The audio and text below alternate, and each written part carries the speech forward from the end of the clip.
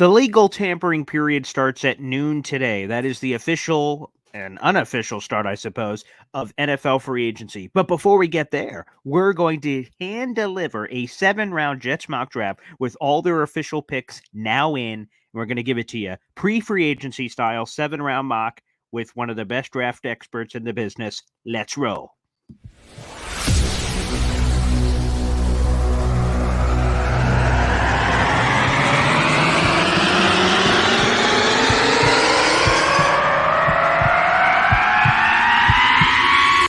Zoinks!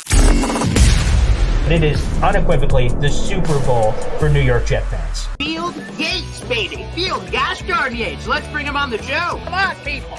Connor Rogers is joining the show. What's up, Connor?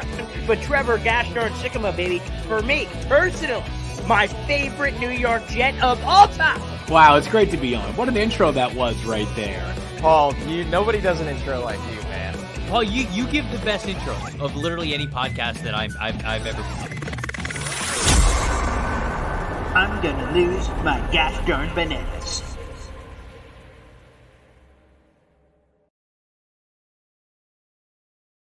Happy legal tampering period today, Jet fans. It should be a wild time. I'm very much looking forward to it. But before we get there, we have to do a pre-free agency 7-round mock draft, and we got to do it with one of the friggin' best in the business. Love this guy. He's been joining us every Monday throughout this key off season as we've been talking draft. The link to his channel is in the YouTube description down below. It's a direct link. Click that booyah. You can get all his draft coverage all the time. So let's bring him in. That is Dom C here on a juicy mock draft friggin' Monday. Dom C, good morning. Good morning, Boy Green. How are you? Hey, chat, how's everyone doing? Man, it tickles my heart when you call me the best in the business because I don't take compliments well, but from you, my friend, I appreciate it. Well, I appreciate you have your reading glasses on. You're going to need them because we've got a massive 7-round mock draft to get to. We will be using the PFF simulator, which I'm sure Trevor Sycamore, as part of that intro, will be very proud of. We'll send the royalty check out in due time. Hopefully he will, rather, from that perspective. So here we go. Again, we will establish some of the ground rules here. No one talks about Fight Club. No, we'll establish the ground rules here and say that since this is a pre-free agency mock draft, we will be taking the trade portion out of the exam because, we don't know what's going to happen in free agency. We'll have a much clearer picture after, and then we'll understand how aggressive the Jets will need to go after missing out or securing some free agents from that perspective. So let's throw it up here on the big board. This is, again, the PFF mock draft simulator. You guys can all do that as well. We have it up. Again, we're selecting the Jets. It's going to be 7 rounds. We have the speed there, care for positional needs, draft for needs. You got like a 50-50 action there and no randomness. Before you start, that's right. Yeah. We're not doing any trades, so the speed doesn't matter. Duh. Okay, sorry. So keep it as is? Keep it as is, my friend. Okay, booyah. Without further ado, let's click enter draft here for the New York Jets. Let's see what happens here. Yeah. And then start draft. That's okay. It. Let's. So right, while this gets started, guys, I will say, I'm going to go ahead and choose guys. Obviously, I think that would be great fits. We're gonna choose guys on where we think they would last. Now, for instance, I know this is a PFF thing. Jaden Daniels is still on the board because they have him ranked as their 20-something best player. We're not going to take Jaden Daniels. If he's on the board, he's not going to be on the board at this point. So I like realism. Yeah, I agree. Understand this. This is what we would do. Interpretation. Yeah, our interpretation. But we're going to try to keep it realistic. This is not predictive. It's going to try to keep it realistic. And who went off the board? I can't see. Very good. Cooper DeJean, Roma Dunze, Joe Walt, and Byron Murphy. Yeah. So the main ones, we'll go back through it for the first round. Caleb Williams, first overall, of course. Drake May, second overall to the Commanders. Marvin Harrison Jr. to the Patriots. Malik Neighbors to the Cardinals. Brock Bowers to the Chargers. Joe Alt to the Giants. Roma Dunze to the Tennessee Titans. I'll have to be better with this because I know we have an audio listener only to the podcast as well. 8th overall to the Falcons. Cooper DeJean out of Iowa. And then Byron Murphy out of Texas, number 9 overall, which puts the Jets on the clock here. Here in this draft. And with the 10th pick, the Jets take cornerback. No, I'm kidding. That's a joke. We're not taking cornerback. Hey now. No, Yeah. listen, I know I've had this discussion with people, up and down the internet and in conversation. To me, no matter what the avenue is in free agency, to me, this pick is still offensive tackle. All right. Now, Yes. even if it's, Yeah. I mean, you can throw a bunch of different scenarios out there. If we get Tyron Smith and Jonah Williams, I'm making up names here. If we get Tyron Mhm. Smith and Jonah Williams, I'd still take a tackle because you have Carter Warren in kind of in the chamber, ready to go as a backup, but you still need one more. You don't know how long or how many games Tyron Smith is going to play, so to me that makes sense. If it's Jermaine Illuminor and Michael Onwenu, I still take a tackle. Interesting. There's no free agent package of offensive tackles that gets me off of picking a tackle here. So, for argument's sake, Interesting. yeah, Okay. it just doesn't for me. It doesn't work. So I think at 10 at least, like any ideas of the Brock Bowers thing, for me, not for Joe Douglas, for me is probably off the table. This crop of tackles is so talented. You don't want Mhm. to miss out. You can go one of many different ways. You guys and we've talked about it, Paul, and the chat has all known that I happen to be very very high on JC Latham. I would love him next to um, in an ideal situation, probably next to AVT because one can play guard, one can play tackle. It doesn't matter. You're just locked and loaded for the next 10 years, hopefully on the right side of the line. But I'm going to digress and I'm going to veer off and I'm going to go ahead and I'm going to lock down a blindside protector for Aaron Rodgers. I'm going to I'm going to pick a player who checks all the boxes off in weight and athleticism. I'm going to pick a player who does need to gain a little bit functional strength, but I'm going to pick a player who I'm projecting to have a professional trajectory very similar that could parallel Andrew Thomas. Andrew Thomas struggled Mm. a little bit the first year, has now become an all-pro, got paid. And in our free agent situation, maybe we wouldn't have to push him and force him to play right away, and that's Penn State tackle Olufoshanu. Okay. I will say this as well. I'm a little less so tackle dependent, Uh-huh. regardless of the combination in free agency. So I like Olu love Olu. I'd love to have him here at 10th overall. But if the right receiver drops, we talked about those big three before. If somehow those fall and you do get that Tyron Smith on Wenu or whatever package, Tyron I think is a non-negotiable part of the package unless they do something crazy that we're not expecting at left tackle. Mhm. That's to me part of the non-negotiable package that if we're at 10, now I start considering other things because we have a left tackle at least for the immediate. But I could understand for the long term, you still wouldn't have one even if you had Tyron. So compelling, but I do love Olu Fashanu. So booyah. Let's make that selection at 10. He's Yeah. on the board. And he's been slipping recently in people's mock drafts. People have been maybe paralysis by Yeah. analysis. That's Yeah, right. could be a little And bit of listen, that. and I think I think it has something to say about like the right tackles in this class as well. Not that it's a bad thing to be a right tackle, but some of the other tackles have kind of taken some of the spotlight from Olu, Yeah. the Fuangas, the Lathams, the Mims of the world. Now Troy Fautanu is everyone's, cup, I was just warm about to ask you, was that at warm all a cup of tea. consideration there at 10?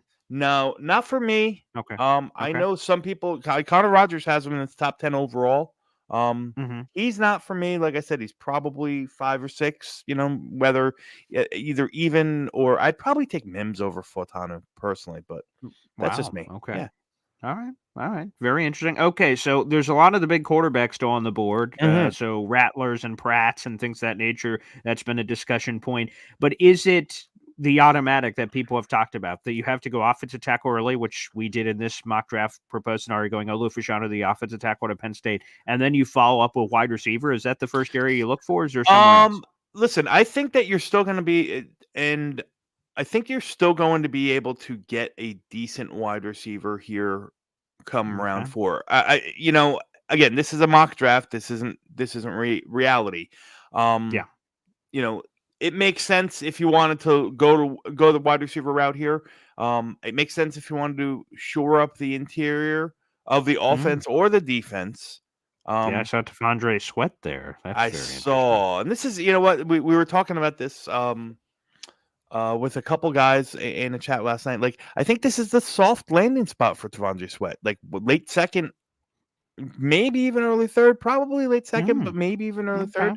All right, but I'm gonna switch it up here a little bit, and this is very different than what I would normally do. But why not? It's a mock. Let's look at different scenarios. Let's see how it would build without it. Okay. Aaron Rodgers is here for 3+ years. Hopefully, he says. Yeah, 4 years. He said. Yeah. I'm going to say it's probably closer to 2, maybe whatnot, maybe 3. Who knows what happens? Yeah. I'm going to go ahead and take Spencer Rattler now. Wow. I'm going to speak on this here, guys. Sure, please do. Spencer Rattler is probably one of the most polarizing prospects in all of college football. Came in a pompous, hot shot Oklahoma recruit, best quarterback in the nation. Quickly lost his job, quickly transferred to South Carolina, where I think he was humbled a little bit. Okay. Yeah. He also played behind a porous offensive line at South Carolina. Spencer Rattler consistently now. There's arguments. Well, there's not much of a big argument. At the Senior Bowl, Spencer Rattler I thought was the best quarterback there. Yeah, got the MVP in the game, right? That I mean, the game is take it for what it's worth, but the week of practice, he spun the ball better than Bo Nix. He spun the ball better than Michael Penix.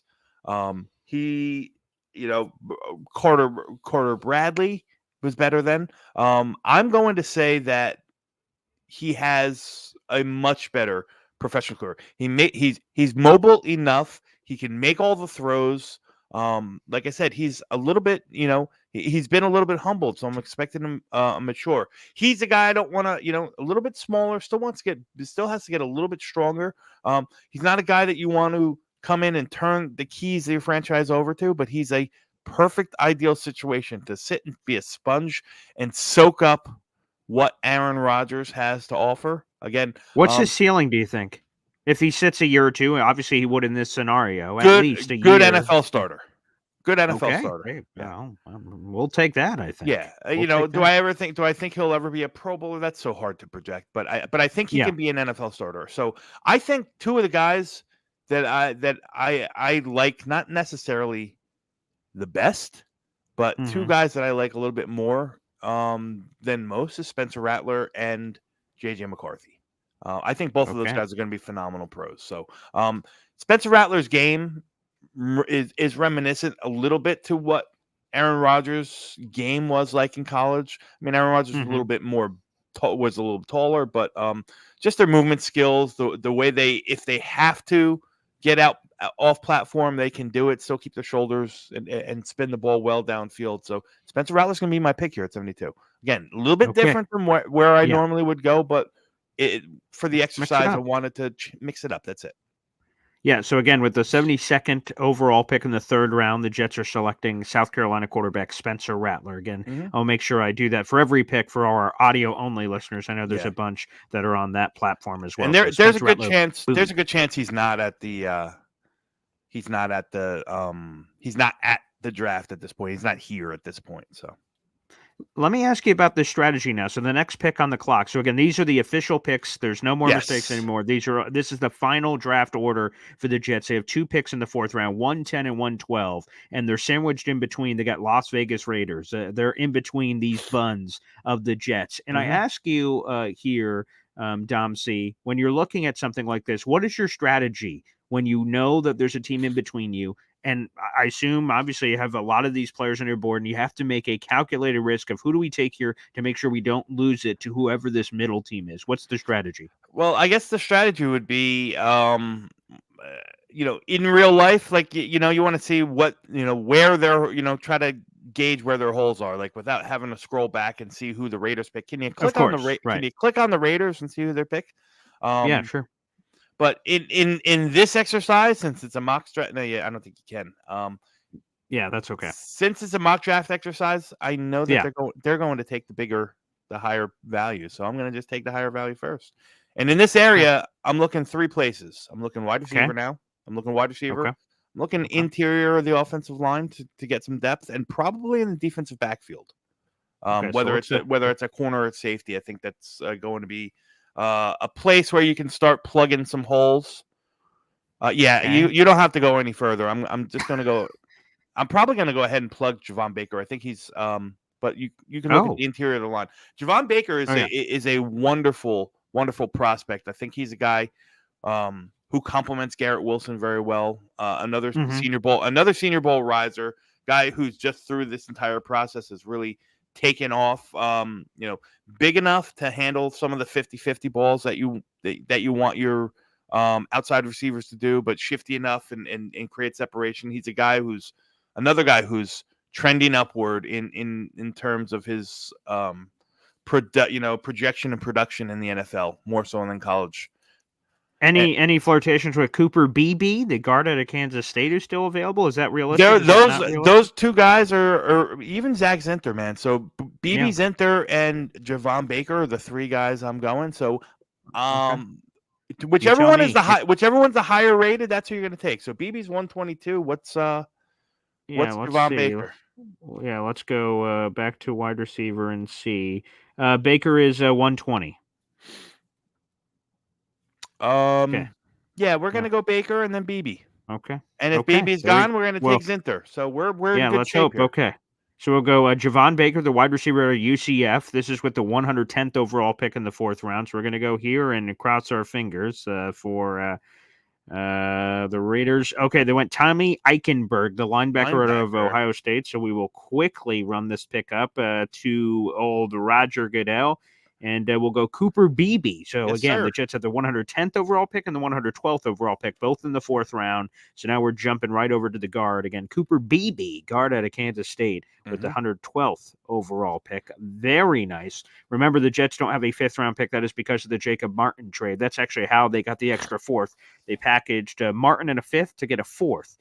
In this class. Now we've dropped down into the 6th round, 184th overall. And remember, folks, the Jets have 8 overall picks in this draft. They got 3 comp picks. And one of them, surprisingly, in the 6th. They were all projected in the 7th. So the Jets got a little bit of the benefit there, getting that extra pick in the 6th round, which is very nice. Okay, where are we going position-wise here? I think I want to lean toward the interior defensive line, but before you do that, can you just go through the wide receivers real quick? Oh, wide receivers. Okay. Yeah, I just want to make sure that there's no floaters hanging out there.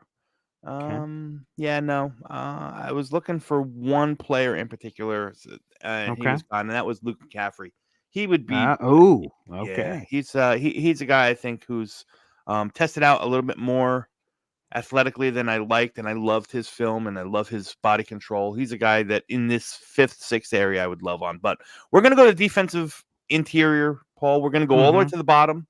Remember what I said. I'm going to pick guys based on where I think they will go. Gabe Hall being here, they just never changed his rating. I know that he's at the bottom of the thing. Realistically, he's probably, this would be super late for Gabe Hall. He's a guy that's going to affect the game immediately. I love his pass rush bag. He's a guy that he is not a guy you plug next to Quinnen Williams. He's a guy that you plug in place of, say, a Solly Thomas behind Quinnen Williams, kind of rush the passer from that 3 tech as well. Certain fits where you have your NASCAR package of JJ and Will McDonald on the edge. You can put these 2 in the middle and just go at it. Strong enough, quick enough, goes into every rep with a plan, which is something you love to see from a college player. Gabe Hall on the interior line is going to be a piece that plays very well on a Jeff Ulbrich led defense. So Gabe Hall. Let me ask you a question. Go ahead. Ricky in New York asked, look at safety here. Is there any thought at safety at this point, or is that something you're considering, excuse me, at the back end? Because the Jets did bring back Chuck Clark over the weekend. Very nice. I love that move. So now you got Tony Adams, you got Chuck Clark. You have Jarek Bernard-Converse if you consider him safety. That's where the Jets have him listed on their roster. They probably do need a guy that maybe can take the torch eventually from Chuck Clark if he doesn't sign here long term after this season is safety at all? Has Ricky New York suggest at all? Oh, listen, yeah, there's a couple guys there's a couple guys that I like. I'm thinking of my late round guys. There's, I think we talked in our last mock draft. We talked about the strong safety from Oregon State, Katano Ladapo. I think that guy flies all over the field. I love him playing downhill. Has some limitations in pass coverage, but he's tall. He's a short tackler. I would think that why I'm shying away from safety is twofold. All right, well, it's actually threefold. One, you talked about it. They brought back Chuck Clark. Chuck Clark's going to fill that role, that sub linebacker role, that kind of early down Jordan Whitehead role. All right, you have Tony Adams. I think they're going to. I'm hoping this is a fingers crossed. Maybe the most polarizing Jet player over the past couple of years, because fans, for a while couldn't stand him, wanted him gone, and then all of a sudden he's like the apple of everyone's eye, and that's Ashton Davis. I think Ashton Davis has a role on this team, not only on the special teams, but on the field, in depth, making plays. He's a playmaker, man. So I would love to bring him back as a depth piece. And I tweeted about it yesterday. There's a lot of grumblings that the Jets could be in the market for one of these free agent safeties down the road. I talked about specifically about Cam Curl from Washington. Young kid, perfect fit for a cover for safety, can come in right away. I think he's going to be looking for a big payday that I just don't know is coming for these guys in the safety room. So similar I would just give this. Just a quick nugget. I read Albert Breer this morning. He had his kind of pre-legal tampering period piece. He believes that Cam Curl, he wrote this, is going to get more money than fans expect. So again, that's I've just been I don't know.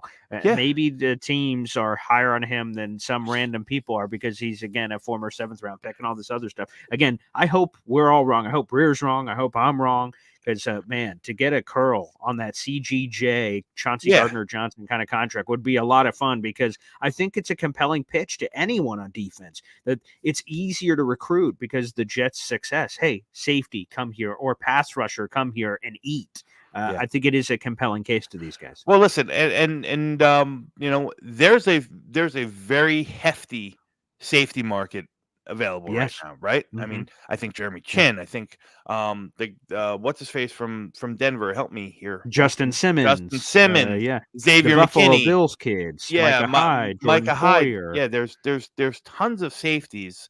And I think Kevin Byard set the bar, if you will. He kind of pretty solid price. Yeah, not bad. 7.5, man. 7.5. That's correct. Yeah. I don't know if Curl gets less than that. Like I said, maybe I'm wrong, and that's fine. One of these guys are going to wait for the bag, and it's not going to come. And the Chauncey Gardner-Johnson deal is going to come, and I think that's when the Jets will be waiting. That's right. Nice. Yeah, okay, so let's go. That's why I'm shying away from safety here, and Gabe Hall's going to be my pick. Yeah, and I appreciate the thought process. It's good to hear how you're kind of working your way through this draft. Again, with the 184th overall pick in the 6th round, the Jets will take defensive lineman out of Baylor, Gabe Hall. We'll put him out there on the board. Okay, our next pick is coming up here. This is a 218, still in the 6th round. This is our comp picks now. So we got 218, 256, 257 overall as well. Now, I'm just going to say right off the top, this player that is best available, Bordolini. Oh, absolutely. As I was watching the NFL Combine coverage, I mean, Sean O'Hara, there was a lot of NFL Network people drooling over this guy. Again, they have Joe Tippmann, and they also went to grabbed him out of Wisconsin. But I just wanted to give a quick shout out there to Bordolini. He was getting a lot of love during the NFL Network's Combine coverage. Yeah, and he's going to be my pick here. He's a guy that offers. He's a guy that offers. 3 positional flexibility. He can play center or either guard. He's big enough. He's not nearly as big or as strong as Joe Tippmann, his predecessor. But I think he's probably a little bit more agile and a little bit definitely more athletic, and Joe Tittman's a pretty athletic for a big guy. Tanner Bortolini is that and then some. Obviously, we know how he tested out, but if you watch him play, to me, I think he would probably be a perfect pivot man at the center if you wanted to park Joe Tittman at guard and make him one of your guards, make him your right guard, and you have Bortolini play center. That's a good pairing. Now, Bortolini has I talked to him, in depth at the Senior Bowl, and we talked a lot about Joe Tittman. We talked a lot about Joe Tittman and talked a lot about how Joe Tittman helped him. And you know what? It's funny because Bortolini struggles. Where I'm suspecting Bortolini struggles in the pro game is exactly where Tittman did. Again, Wisconsin didn't play from a shotgun, so snapping, you got to learn how to snap the ball. I think that he could drive his legs a little bit better on in the run game, which is something that was one of the flags I had with Tittman coming out, is that in a phone box he kind of just stops. But again, he's super athletic for a smaller big guy. He's got a good anchor. He's going to be my guy here, even if he's just depth. Tanner Bortolini is going to be the pick. All right, let me ask you. So Mitch Staff says on YouTube, Bortolini, no way he will be there this late in the 6th round. What is your response to that? Never say never, Mitch. Like, listen, it's not again, this is an exercise. It's not a perfect situation. But I don't think it's a lock, that, he's gone on like day 2 or something like that because he had a 9.8 RAS score. That happens all the time. The reality is that people don't know if he's a center or a guard. He's not the biggest guy. So there's plenty of reasons why he could slip to day 3. So that's, will he reach the 7th round? Probably not. But, again, you never say never. All right, Tanner Bortolini, the center prospect, or as Dom C suggested, interior offensive lineman out of Wisconsin. That is with the 218th overall pick. So we will put that one in on the board, selecting that one for PFF. Now, the Jets, in a very weird fashion, they have the last 2 picks in the draft, 256 and 257, 257 being Mr. Irrelevant. This is the tail end of the draft. There are only 257 picks in this draft, and the Jets have the final 2 picks, which is kind of interesting how that ended up working out. Where do we go here at the end of the draft? They're down. Scroll down a little bit. Let's see. Okay. Yeah. Oh, and there's Katana Ladapo. But I'm going to go ahead and veer off of taking him here because he probably won't be here. But you can stop right there. Okay. I'm going to go ahead and pick up a depth piece right here. Okay. And a guy who I think down a year or 2 could end up playing good snaps, and that's the linebacker out of Washington, Eddie Olafosio. He's a guy. He's a weak side linebacker. He's a Quincy Williams type. Chase and tackle, scrape linebacker.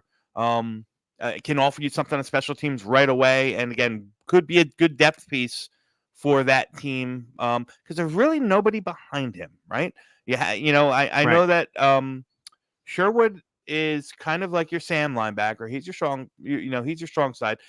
Chaz Surratt maybe backs up both, and I think Eddie Olafosio comes in. He's probably already a better linebacker than Chaz Surratt. Maybe he needs to become Chaz Surratt's replacement on special teams, so on and so forth. But to me, this is the guy. This is the pick here, Eddie Olafosio, out of the University of Washington. All right, thank you for saying all of that. So I will lend to what Dom C just said in terms of name pronunciation. Again, that will be the 256 overall pick, that linebacker out of Washington. Good work there. Let's select him, and then we'll go all the way in the draft to the very next pick, because this is Mr. Irrelevant, only the 2nd time in franchise history that they've ever had Mr. Irrelevant. So again, what's the thought process here for the final pick of the entire draft and final pick for the Jets? Listen, final pick of the entire draft is probably a guy that you can see help the team somewhere, right? You're not looking for a starter. Yeah. Where can he help the team? Is it just a depth piece? Is it a special teams piece? Well, I got a depth and a special teams guy in Eddie Olafosio. So right now, I'm going to dip back for the 3rd time to a position that we all want to fix, and that's the offensive line. And I'm going to take another. Ooh, where are the tackle or the interior? Go to the interior. Okay. Great. Okay. And right there, I'm going to go ahead and plug Layden Robinson from Texas A&M. Big body, mean mofo, can go get them. Again, a guy who's probably, he's not going to win any RAS scores battle. He's not the most athletic, but he's a guy that is built solid, can bang mano a mano, head on head, clear some holes. Again, Hackett ran just about 50. We think of the Jets. The idea of the outside zone scheme left with LaFleur, right? We bang a lot more inside zone and gap power duo stuff, and that's about a 50-50 split on our offensive scheme. So you got to have some guys that are built to play the gap scheme. Layden Robinson, like I said, depth for one. He can sit, he can learn. If nothing more, he's plays on the interior of your field goal and your pump block and stuff like that early on while he cuts his teeth. Depth is something we're going to need. Layden Robinson's going to be my pick. He's Mr. Irrelevant. Yeah, I'm just going to say this. I just love the strategy from this perspective. Why not take dart throws on the offensive line? Here are the other late-round picks over the last couple of years on defense. Zaire Barnes, Jarek Bernard-Converse, Hamza Nasser-Lardine, Jonathan Marshall, Braden Mann was a Jets punter. That was the first Joe Douglas draft. Like, let's take some big hog mollies because why not? Joe Douglas admitted at one of his press conferences this offseason that it was a mistake only entering the season with 9 offensive linemen. He said we should have had more. We should have invested more, had more bodies there. So absolutely love it. So sign me up, Layden Robinson. You are a New York Jet. Yeah, and I'm gonna push back a little to the chat. I know there's a lot of Zaire Barnes hate in the chat. I actually think he's probably going to be better than we think. It's just he's a guy that needed to come in and learn how to play the NFL game, man. He needed to learn how to play the NFL game, and he's still doing that. I think he's going to be very good. So here's our draft, guys. Yeah. Offensive line heavy. Yes, very, very, very offensive line heavy, and I'll cover all of it right there. Are you a grades guy, or is it really because, like, for instance, we do Yahoo Fantasy Football for all our fantasy leagues, but really the grade is just to the rankings of wherever you happen to be doing your mock draft. So, like, they could hate your draft, but if you're following the PFF protocols, then you'll have the greatest draft of all time. So I guess that has to be a factor in here when you're grading things. Well, so these grades here that are on the right, the B plus. Yeah, got to take those worth nothing because that they grade you on how PFF has them ranked. And like I said, we moved up and down the board. They have Gabe Hall way down, so on and so forth, blah blah blah. So don't even worry about those grades. Worry about, did you cover everything that we wanted to in a pre-free agency, not knowing what we did? We can now, if the draft happened first, you now got some pieces that you can work around. All right, maybe I don't need to go spend on Tyron Smith, right? Maybe I can, maybe I can go get a number, put that money towards Calvin Ridley. I'm making up, and then you have a nice, trio of Garrett Wilson, Calvin Ridley, and Javon Baker. Maybe we don't have to spend any on the interior line because we're comfortable enough with Fashanu and Beebe coming in and starting right away on our left side, the rookie left side. I think that's right. So we have to do. There was a reaction to our draft, so we've got to go right to it here. So let me bring this up on the screen. We'll see how smoothly I can do this. All right, here we go. That's we got a reaction. Apparently, my daughter is chiming in on the draft. So here was yesterday. Let's go to this footage. Okay. He did some fighting too. That was a few years. He did. Yeah, he was. Wow. Yeah, it was pretty crazy. Wow. Yeah. Wow. Wow. Yes. He was in an. And I think so there you go. Beautiful. The wows coming from my daughter. That is beautiful. Can't beat that. Yesterday when she woke up, she came out of the room and she'll see me doing the show and she just comes up and I'm like, oh, of course she could come on the show. But it's the first time that she ever leaned into the mic and started speaking. I'm like, oh boy, that's the future. Ron, so appreciate you. She saw Pop there, man. She had to say, wow, there's Grandpa. Yeah, that was great. So apparently she just said that for your mock draft. Very impressed. A wow. Full wow. She's still working on the words, but wow is one of them with an exclamation point. Ron, thank you for supporting the wows of the last couple of days. You're the best, buddy. Yeah, and listen, guys, about this draft, I know Yeah. a lot of you don't like the Spencer Rattler pick, and that's fine. Like I said, gun to my head, I think he's going to be a good pro. I don't know if I would really lean, to be honest with you. I don't know if I'd really lean a quarterback in this draft. If you're getting a commitment like that from Aaron Rodgers, you can worry about it next. You can work about your future next year. But I wanted to throw it in there to see what it looks like, and guess what? You can still build a pretty good team. You could still build a pretty good draft class, even if you were to take a quarterback relatively early. Yes. And again, what I think, this is how I look at mock drafts. I've seen some people on social media complain they hate mock drafts pre-free agency. They hate mock drafts outside of the week of the draft, is what I've seen a lot of people say. To me, as a die-hard draft fan, I'm not a draft analyst. I don't even know if I could go that far, but I just love consuming the draft. And then I talk about what I read, consume, learn from really smart people like Dom C. And I don't know. I enjoy the process of a mock draft. I'm talking through scenarios, talking through scenarios in February, talking through scenarios in March, and then free agency changes. I don't look at it as some of these fans have complained on social media as a waste of time. Like, oh, why are you guys even doing a mock draft right now? It's pre-free agency. I just like talking about scenarios. And then when things happen in free agency, booyah, whoa. Now, how did scenarios change or flip for the team? I don't know. It's been a fascinating process for me since I was a young kid, and it still is a fascinating process to me now, however many years later. So I thoroughly enjoy the process. Oh, good. Me too. So there you go. So Dom C, to the haters, screw you, you bastards. Yeah, there you go. Guns the guns. That's right. So phenomenal. So Ron, thank you for the YouTube super chat. Appreciate that coming in. And yes, I saw Jake Asman has it on his show now. He introduced it to me when I joined a show over the weekend. So yeah, we got to get the wow on the video board, or we could go to that more routinely and smoothly than I just did coming across Twitter. So we will do that. So Dom, booyah, in the books.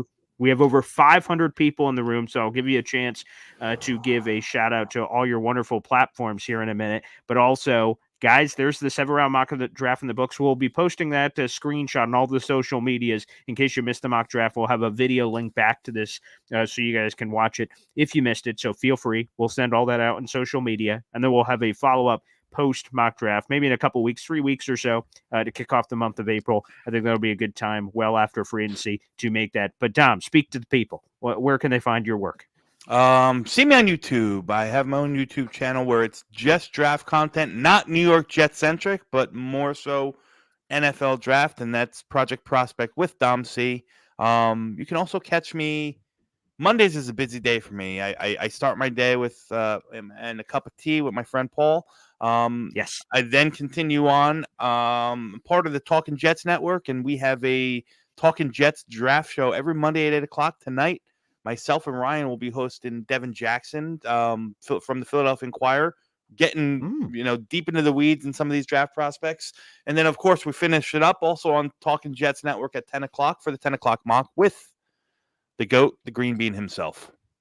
I love it. Again, we've got 500 plus people in the room right now. We've had hundreds of you in throughout today's entire program. We're live every single day. Boy Green Daily at 7:30 in the morning. Legal Tampering is coming up at noon, and we'll have 2 bonus live afternoon shows on Tuesday and Thursday as well at 3 o'clock that I'm very much looking forward to. Thanks, everybody, for tuning in. Like the video, hit subscribe. God bless, and we'll see you again soon.